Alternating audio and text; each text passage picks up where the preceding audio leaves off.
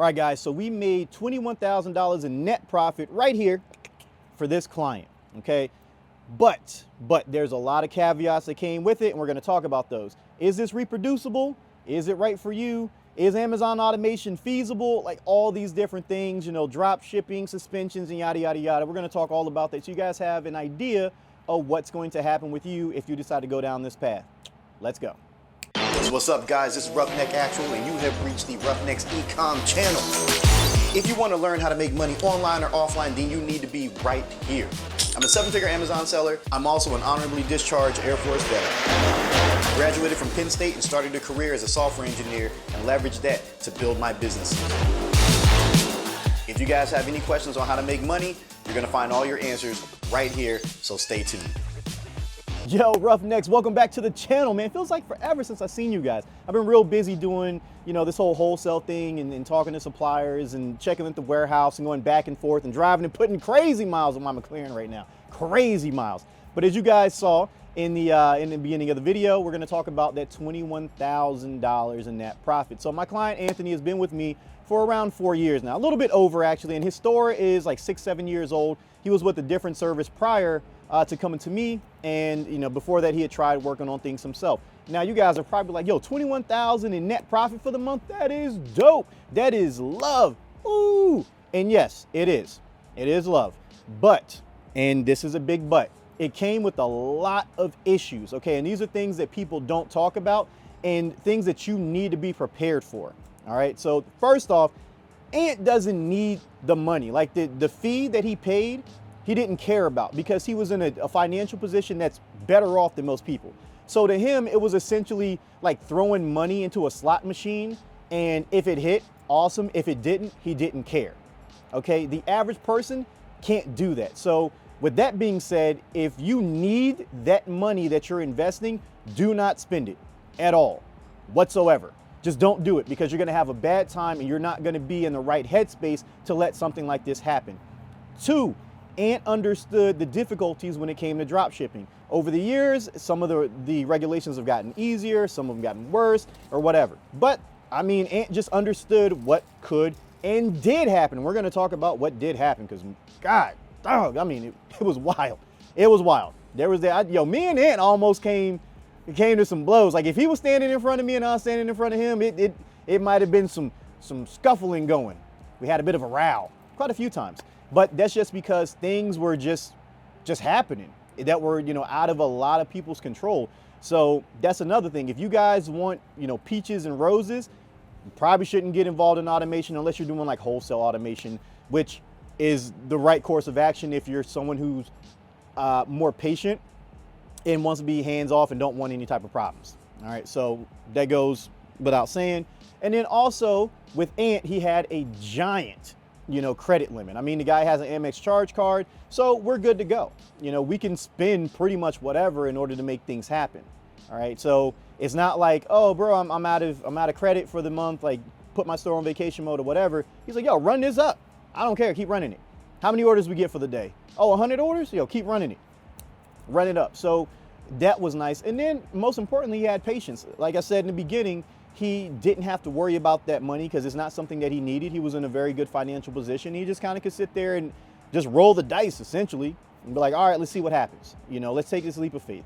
And we're going to talk about some of the things that did happen and why you guys may be led astray by certain, you know, certain automation providers and so on. All right, so let's go. Let's get out of here. Let's get at 'em. All right, guys, so let's talk about the negative things that happened. All right, and then we'll move on to what you guys should be expecting and how it's going to work for you and so on. So Ant is a drop shipping client, as we talked about. Man, over the last 4 years, his account has been suspended. I'd say, man, I'd have to go back and look through his account, but at least like 8-9 times now, at least. His longest suspension was year 2, I want to say. It was either 2 or 3, but I think it was 2. I have to look, but I'm pretty sure it was 2. And he was suspended for like 7 months straight.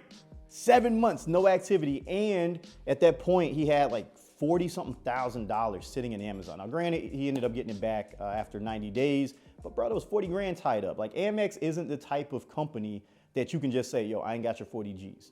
Sorry, I don't know what to tell you.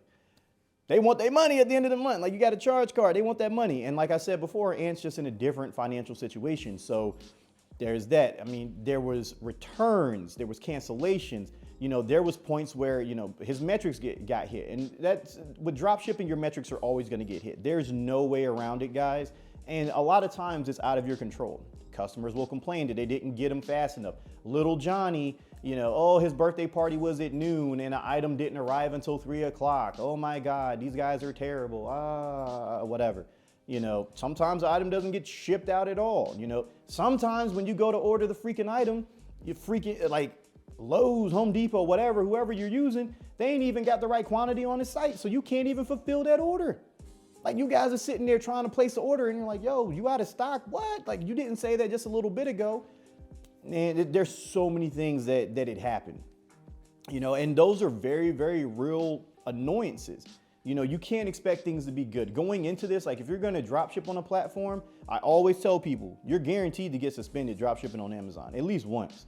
All right. Guaranteed it's going to happen. And you just don't know when it's going to happen. All right. So if you can't deal with that, with potentially being down weeks to months at a time, you shouldn't jump in. You just shouldn't. Especially if you need that money and you don't have the means to, like, pay your credit card if you do get suspended and that money gets locked up for any amount of time. Like, that goes without saying. Let's see what else happened. Oh, his Amex card got frozen at one point, you know, because they thought it was fraud because we were placing so many orders. So that wasn't good, you know. So imagine you got to put this store on vacation mode and you got, like, at this point, we had like 200. I want to say like almost 200 orders to fulfill with an Amex that, you know, we couldn't use. And on top of that, his other cards did not have enough to fulfill these orders. So that was, bro, like that was stressful. His metrics took a dump. Guess what? He got suspended. You know, nothing we could do on that, you know, but that's just what it was. Even after putting the store on vacation, like, you can cancel all those orders. Your metrics are going to get hit. You're going to get suspended. If you ride it out and try to tell the customers to cancel, guess what? Metrics get hit. You get suspended. There's so many things that happen, and it's so difficult to mitigate every single one of them. And, you know, we do our best to mitigate them, and I tried my hardest to mitigate things for Ant, and sometimes it just didn't work that way. You know, I mean, shit happens. And that's something that you guys have to understand going into the game. Like, it's a real business with real customers that complain and have real feelings. And, you know, sometimes people, they want to get one over on you, you know, and that happens with Amazon all the time. You know, people will order something. Oh, I didn't get it. It never arrived, or it arrived broken or whatever. And instead of them sending the item back, they put a rock inside of a box and then send it back so they can get a refund but keep that item. Or they want another item sent back, you know, sent out, and then number one, they get to keep the money because they file an A to Z claim, and they get another item. There's just all types of stuff that happens, and now your livelihood, you know, gets shut down essentially because you catch an A to Z claim. It sucks. All right, it sucks, and that is the nature of drop shipping on that platform. And most people don't want to talk about it, but we have to, because if you jump in and something like that happens and you're not prepared for it, you're not going to be a happy camper, are you? You're going to be mad as hell, okay? And to this $21,000 that Ant did this, you know, that money, like, that's not typical for what he does, all right? So if you guys look at the numbers, that was over 7,000 orders, over 7,000 orders. So we were averaging like over 200 orders a day, over 200 orders a day. Do you understand the magnitude of that? Like, how many avenues there are to go wrong and potentially get a store that large shut down? Imagine you got $300 and something thousand sitting in Amazon and you get suspended. Now, granted, it's going to be kind of hard to do unless you're doing millions every month, but, you know, even because you get paid every 2 weeks, but there's like a rolling week after that. You know, it's 7 days after the latest shipping date, but we're not talking about all that stuff. So let's just say you got 150 G's locked up in Amazon. Like, the average person can't stomach that. That's why I don't run stores up like that. Even when they're like, oh, bro, run it up, run it up, run it up. Like a wholesale store, oh yeah, I'll run it up because you're probably not gonna get suspended whatsoever. But with a drop shipping store, I'm not just gonna run that up unless I know for a fact that you got enough money to cover that Amex bill, because that'll financially ruin someone if we run it up, you charge $100,000 and you don't have that money to pay Amex. Let's say you get suspended, you're done skis. All right, so that's what you guys need to understand. Like, you can't just run it up unless you got the capital necessary, and you want to make sure that you have the money to cover that. It's my job to make sure that, you know, you guys aren't getting in a messed up situation, you know, but a lot of times, you know, customers look at these success stories and they don't realize, like, there's been multiple suspensions. There's been weeks of low sales, sometimes months of low sales. Like year 2 for him with that suspension, like when he came back, it took like 2-3 months for him to get the buy box for a lot of the listings again. He just couldn't do it. So he's sitting there waiting, like, bro, what's happening? I'm back from the suspension. Like, let's go. I'm like, we're trying, but bro, you're just not getting the buy box. And when you are getting the buy box, we're lowering the price so freaking much that you're almost not making anything. You're making, you know, 10, 15 cents on these items, bro. Like, it's almost not worth it, but we got to do it in order to get you back up, get your account in good standing. Like, there were just so many things that happened. And, you know, I mean, he rolled out and to this point, I mean, on average, he's doing right around, I'd say 5,000 to 7,000 per month. That's what he averages. You know, this right here is just it was a freak month. It's not something that happens all the time. Now it can, but this just isn't something that I personally feel comfortable with. And I'm like, bro, like, this is getting out of hand. There's way too many orders. There's too many points of failure. And yeah, you got 21,000 in net. That's dope. But what happens, you know, when you got to cover that Amex bill? And that's something that, you know, we had to talk about. We had to sit down and we had to discuss it. And, you know, he understands the risk. I mean, he's been around long enough to know all the risks because he's experienced them all. You know, he sat there and dealt with all of them. And, you know, it's not right for everybody. But, you know, let's go ahead and talk about who is it right for, at least as far as drop shipping goes. Wholesale's kind of right for everybody. You know, but drop shipping isn't really right for everybody. And we're going to talk about who that is right for. So let's go. All right, guys. So let's finish this off strong. And we're going to talk about who is this really for. Now, you guys have heard the good, you know, of the 21,000 and all this stuff and how much money Ant generally makes. You've heard the bad, but now you guys need to understand who is this right for, all right? And the problem is most people think that they're gonna sign up with any automation service, whether it's mine or, you know, like my homeboy Tommy's or Mitch or Matt or whoever, and they're gonna get rich as fuck. They're gonna have the results same as Ant did. Ant's been around for 4 years. 4 years before he saw his first 20K month. It took Ant like 2 years before he saw his first 10K month, even with the capital that he had, because of so many different hiccups. Okay, and I feel like people think that because they have a bunch of capital, they can just throw all the money at it and it's gonna fix the inherent shortcomings with the system.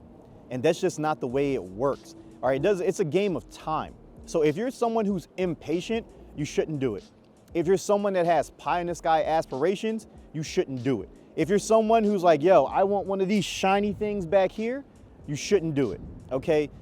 Automation should never really be your first form of income until it becomes more stable, and then you can transfer out. It's something that's secondary or tertiary to what you already do. And once that income grows and it's stable, then it can become something of your primary source of income. But most people look at it as, all right, I want to quit my job in 6 months. I need to make this work. I need to make this work. I need to make this work. And that is simply just not true. When you put those types of expectations on things, it's unrealistic and it just doesn't work. And especially when it comes to drop shipping automation.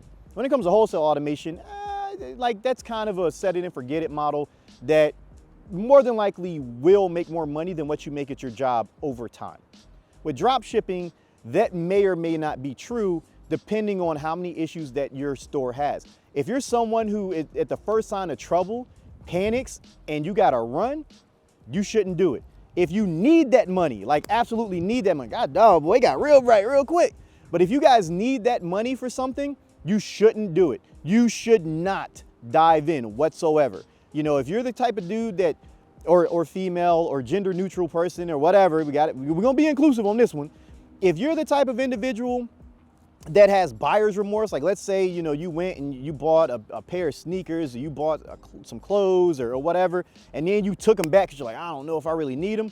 Automation ain't for you, especially drop shipping automation. It ain't for you, player. It just ain't for you. And you have to be comfortable in your own finances and in your own decision making, okay? Because you're an adult, all right? You are an adult, and this is the biggest thing. If you act like a baby most of the time when shit goes wrong and you want to blame everybody else, automation ain't for you. Not with me, not with nobody else. Because I'm fairly nice about it. I'm like, all right, bro, let's talk about, what's going on. Let's explain things. The majority of people out there, they're going to tell you to go suck a whole bag of you know what, because they're going to say you were a freaking adult. You made the decision. You knew the risk. Now, granted, a lot of them don't preface the risk or whatever. And so I wouldn't say that you would know them, but that's just what it is. They're going to say you knew the risk. Like, let's say you put it all into whatever stock and then it went to zero. You ain't going to go to Robinhood and be like, bro, where's my money? Let's say you put it all in a Bitcoin when it was up at, 50K. That shit ain't at 50K right now, is it? It dropped down low. What was you going to do? Run back to Coinbase and say, I want my money back? You invested in Doge at 70 cents, lost a whole lot of money. What are you going to do? Tell them to give you your money back? That's not the way it works. It's an investment first and foremost. You're investing into a service. Granted, me and a few other people, we're going to do everything we can to make sure that you're good and make things right and try to get your store pumping or, come up with a solution for you. Like I said, these other dudes, if you a baby, they ain't trying to hear it. They're gonna tell you, hey, you was a grown man. You was able to make that decision. A grown woman or grown gender neutral person, whatever, and you made your decision. If you can't live with your decisions, you probably shouldn't do it. Okay, I'm gonna be honest with you. All right. The same way that my real estate guy talks to me, and he's like, bro, if you can't stomach this, this investment, you shouldn't do it. Like right now, I got a rental property that we're like about 3 weeks off from even getting into getting into renovations. It's been sitting for like the last month and something because the contracting company that I usually use, they're busy. So I'm sitting there losing money essentially. It's like, yo, what happened? You said we was gonna be good. Like, yo, we was gonna get started, we was gonna renovate, we was already gonna have it rented out, and now I just gotta sit here and wait. So I'm probably not gonna see any type of return for like 2-3 months. That's 70 G's just sitting out there with nothing going on. But I was a big boy. I put my big boy pants on in the morning. I made that decision. I got that property and now it has to sit. It is what it is, but whatever. So if you guys can't stomach some of those decisions, I don't think automation is right for you. At least not drop shipping automation. Like wholesale automation, yeah, whatever. You guys can find the links below. You can check the description, whatever. But wholesale automation, different. Drop shipping automation, if you can't stomach the type of shit that I talked about, don't do it. Don't do it, because your feelings gonna be hurt. You're gonna be sick some days. Not like, sick, like cold sick, but you're gonna feel sick. Stomach gonna hurt. You might have some anxiety or something. So that being said, man, make sure you guys like, comment, subscribe, click the little notification bell and all that stuff. Go ahead, click the links below in the description. And yeah, be safe, be smart. I'm gonna catch you guys in the next one. Peace out.